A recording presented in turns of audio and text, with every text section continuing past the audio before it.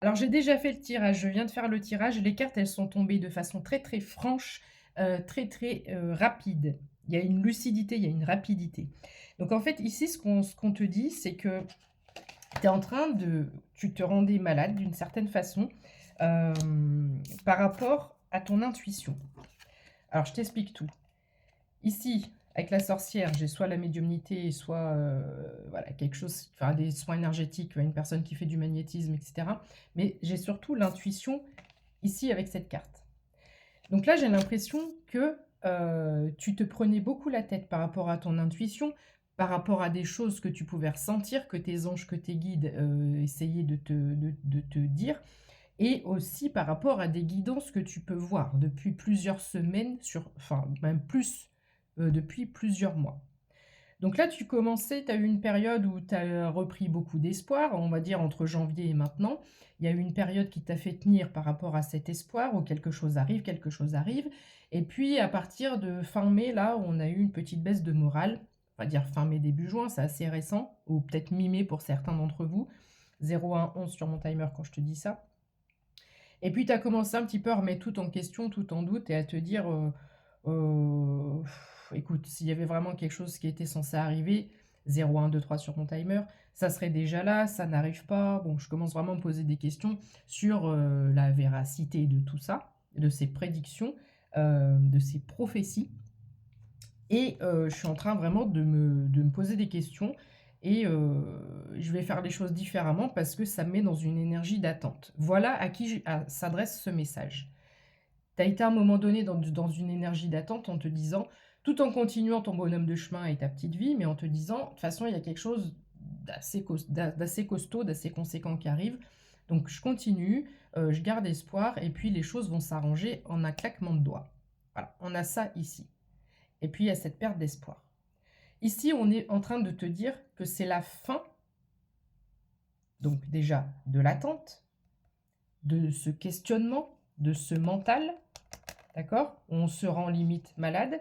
C'est la fin de tout ce système, si tu veux, d'un système intuitif, on passe dans le concret. Alors, si ça te parle et que tu es resté avec moi, je suis obligée de les prendre un peu dans n'importe quel sens, puisque je ne sais plus dans quel ordre elles sont tombées.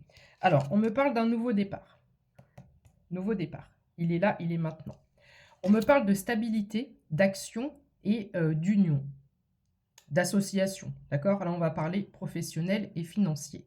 On a une union stable, une association stable sur fond vert. Il y a quelque chose ici qui vient créer de la guérison, donc du soulagement. On me confirme ce mouvement professionnel avec mon 7 de chouette et mon cavalier de carreau. Donc ici, on a une avancée. Ça peut être quelque chose de totalement nouveau. Ça peut être un projet du passé qui est remis sur la table. Euh, Ça peut être un partenariat avec un masculin et une féminine. Il y a cette notion de gestion, il y a cette notion de chiffres, il y a cette notion de négociation. On peut être aussi sur une promotion, sur un changement de poste, que ce soit au sein d'une même société ou la création d'une autre. Mais là, il y a un très très gros mouvement. Après une période où il ne se passait rien, où on avait juste notre intuition et notre espoir pour avancer. Là, les choses avancent concrètement dans la matière. Peut-être que tu as, à ce moment précis, une petite nausée. C'est le stress qui s'en va. Alors, nous arrivons dans la partie très intéressante.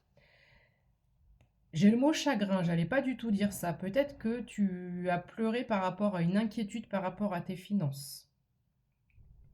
Il y a quelque chose ici qui te tracassait par rapport à cette avancée professionnelle et financière.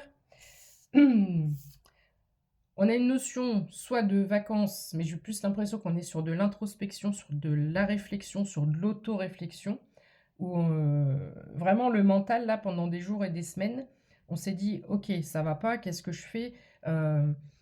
J'ai cette intuition qu'il va se passer quelque chose, mais il se passe rien, donc il faut que je prenne action. Donc qu'est-ce que je fais? Qu'est-ce que je mets en place? Et comment je fais différemment? Et quel axe quelle piste, quel axe d'action, par quoi je commence. Il y avait vraiment cette notion de je veux avancer, je pose les actions.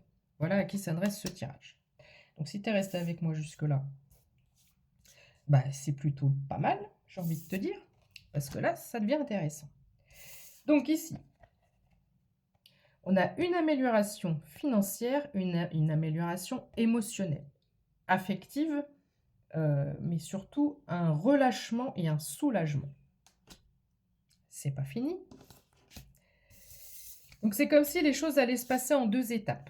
Là, on est sur quelque chose qui vient quand même nous permettre, imaginons, en plus c'est 3 et 3, pour le trimestre en cours, OK, bon ça va, je suis tranquille au moins 3 mois, je peux, lâcher prise. Je peux lâcher prise. Il y a une première étape, il y a un premier événement, OK? Parce qu'on a vu qu'il y en avait le premier cavalier ici, qui t'apportait une nouvelle, qui faisait en sorte que des choses se mettent en place. Ensuite, deuxième nouvelle, j'ai un cavalier d'écu. Troisième nouvelle, j'ai un cavalier de cœur. Donc c'est comme si j'avais 3 événements, 3 communications, 3 personnes, quelque chose en 3 étapes. Ça, c'est la communication avec les hirondelles. Voilà. Il y a quelque chose qui arrive et qui va être très très beau. On a un soulagement à la fois financier et affectif, sentimental ou amoureux. J'ai un roi d'écu ici, donc une personne qui peut être représentée comme leader, comme chef d'entreprise, comme quelqu'un qui a un certain pouvoir de décision, un certain pouvoir d'autorité. Et j'ai un homme de cœur. Donc ça peut être la même personne, j'ai l'impression qu'on a plusieurs personnages dans ce tirage, comme ça peut être une autre personne. Donc tu peux à la fois avoir ce mouvement professionnel et financier.